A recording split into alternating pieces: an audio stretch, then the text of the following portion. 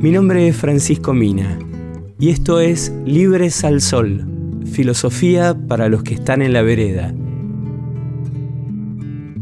Segunda parte de este audio sobre el libro Redes o Paredes, la escuela en tiempos de dispersión. Aulas informatizadas y conectadas. ¿Muros para qué? Luego de algunos años de discusión y muchas dudas, se han implementado recientemente en varias regiones o en países enteros de América Latina, como el pionero Uruguay y luego la Argentina, mientras permanecen en discusión o con experiencias pilotos en otros como el Brasil, con su todavía titubeante plan de tablets, iniciativas como esas parten de la evidente constatación de un desfasaje que constituye la médula de este libro y puede resumirse de la siguiente forma. Mientras los alumnos de hoy en día viven fusionados a diversos dispositivos electrónicos y digitales, la escuela sigue tercamente arraigada a sus métodos y lenguajes analógicos, lo cual quizá explique por qué no se entienden del todo bien y las cosas ya no funcionan como se esperaría. En el contexto actual, cualquier conexión produce efectos dispersivos, recuerda Cristina Corea.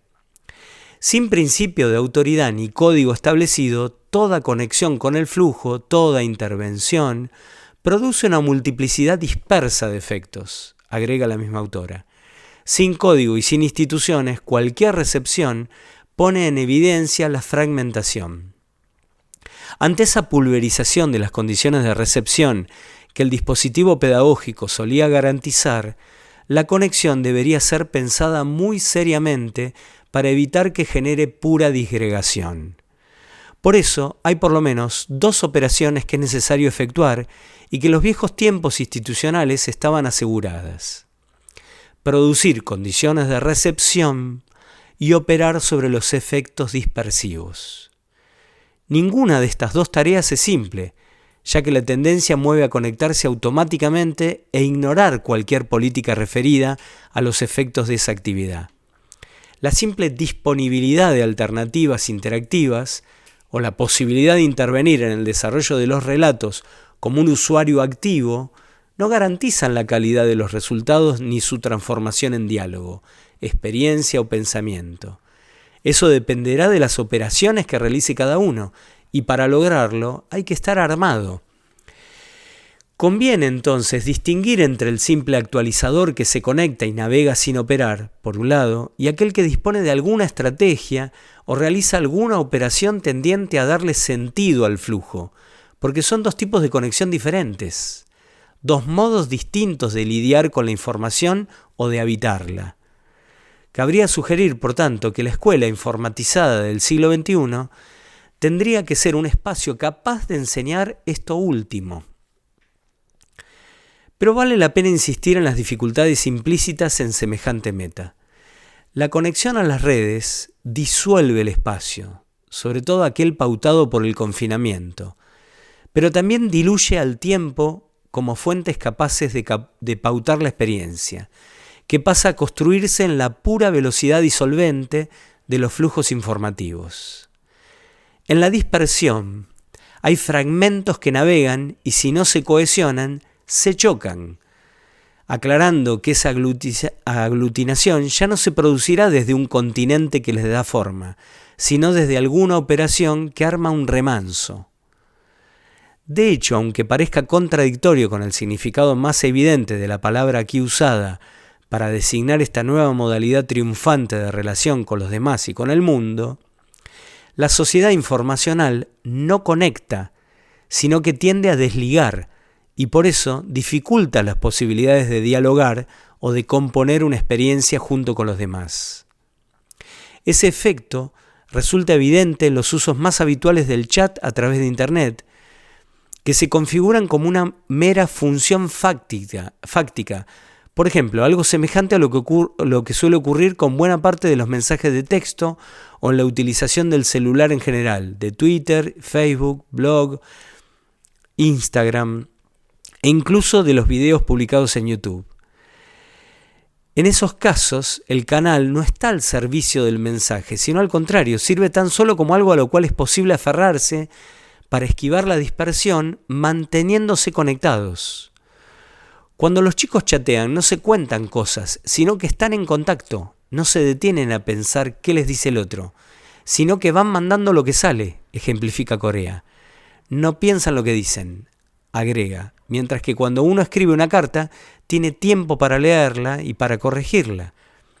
Pero en las condiciones actuales no solo se disuelve el código, sino también la comunicación misma. Por eso en el chateo no habría comunicación ni diálogo, sino contacto o interacción.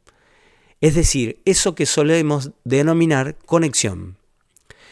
Por ese mismo motivo es que a veces los chicos siguen asistiendo a clases, aun cuando el confinamiento haya perdido su sentido y aunque nunca llegue a coagular la situación de aprendizaje. Habría en ese gesto otros motivos como el mero hecho de estar juntos, compartiendo esa mínima cohesión, porque eso resulta preferible a la intemperie y la dispersión del tiempo-espacio desprovisto de muros y otros anclajes. Si la subjetividad no está constituida, si es superflua, tener un lugar donde ir, llegar a un lugar, es algo frente a la incertidumbre total, aclara Corea, aunque lo que efectivamente sucede en el aula no responda a la expectativa escolar o universitaria. Ante el desvanecimiento de la solidez institucional, nadie está muy seguro de existir o de no ser prescindible para los demás. De modo que la subjetividad se constituye en esas estrategias de vinculación que se han vuelto vitales. De allí la enorme importancia, nuevamente, de las redes y los contactos para este tipo de subjetividad, algo que toca en lleno el nudo problemático de la contradicción que enfoca este ensayo. El entorno informático y mediático funciona multiplicando las conexiones en lugar de atenuarlas, tal como solía hacerlo la institución escolar. ¿Cómo conciliar ambas tendencias y lograr que se produzca algún aprendizaje? El usuario eficaz de los dispositivos de información es hiperkinético, no solo porque la velocidad de la información es la velocidad de la luz, sino porque el entorno informacional lo requiere a 1000, hiperconectado en diversas interfaces desarticuladas entre sí que lo instalan como nodo, advierte Corea. Otro punto igualmente problemático es el hecho de que la estructura del aula permanezca fiel al esquema tradicional, con la única salvedad de haber incorporado nuevas herramientas consideradas más o menos neutras. Pero se mantienen idénticos los principales ingredientes del viejo dispositivo: el espacio cerrado del recinto, los pupitres en los cuales los chicos se sientan y enfrente un escritorio para el maestro, que por tanto sigue siendo aquel que profesa a su lado y adelante de todos, el pizarrón, sea electrónico y multimediático o no, pero siempre comandado por el docente, los tiempos pautados del modo tradicional con periodos regulares cortados por recreos igualmente estables, y por último la red informática controlada por el profesor, cuyas capacidades son distintas y mucho más amplias que las de todos los demás miembros del grupo, incluyendo la posibilidad de observar unidireccionalmente y hasta intervenir del mismo modo en los equipos de los alumnos. Hago una nota al pie sobre esto. Se refiere a esas redes donde sucedía con Conectar Igualdad, la computadora del docente podía operar sobre la computadora de los alumnos. No es casual que todo esto resulte potencialmente conflictivo. Al fin y al cabo se trata de una tentativa de hibridar dos regímenes tan diferentes, inclusive contradictorios o hasta incompatibles, como el dispositivo pedagógico disciplinario y la conexión informática en redes. Si el dispositivo informático, con su conexión en red, logra afincarse y ocupar a sus anchas el espacio escolar, algo parece inevitable.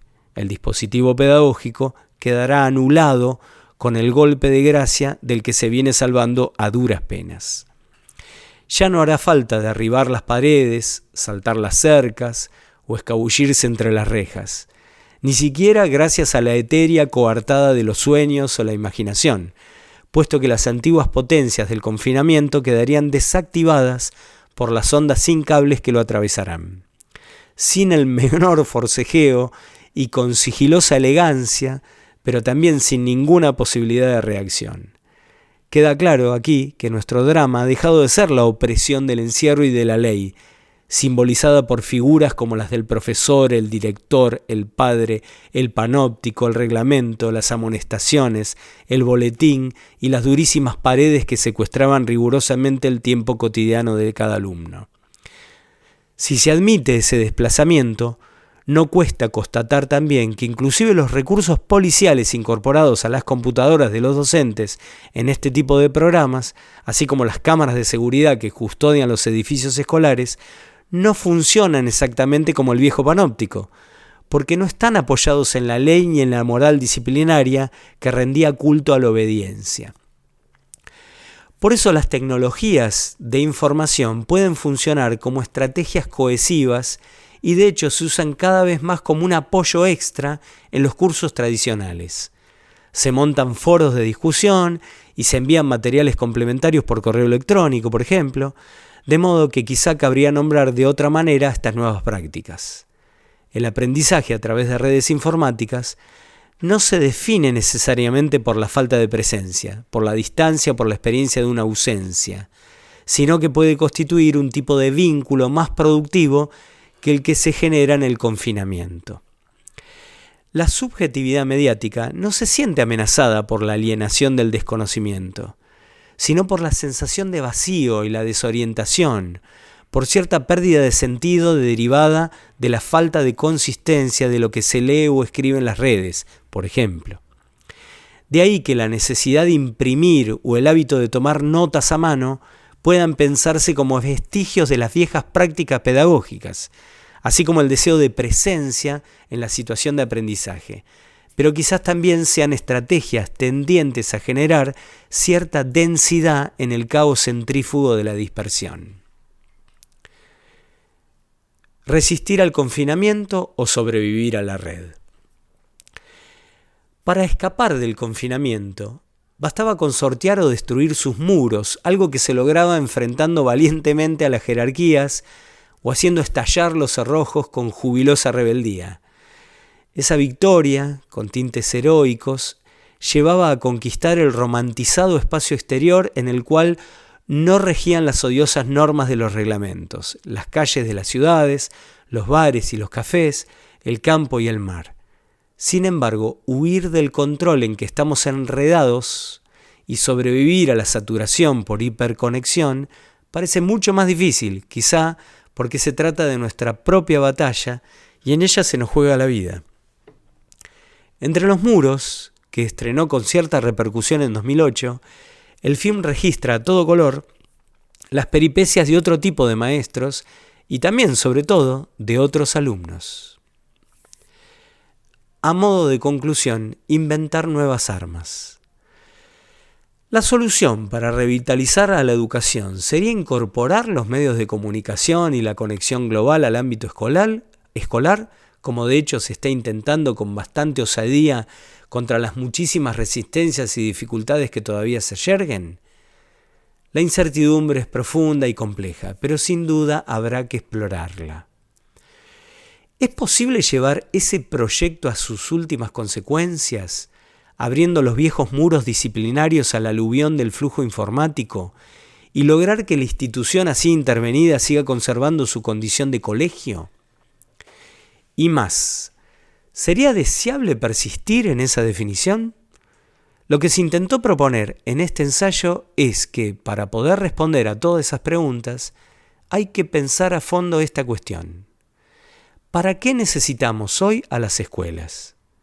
¿Qué queremos que esos establecimientos hagan con los niños y jóvenes contemporáneos o con los que vendrán más adelante?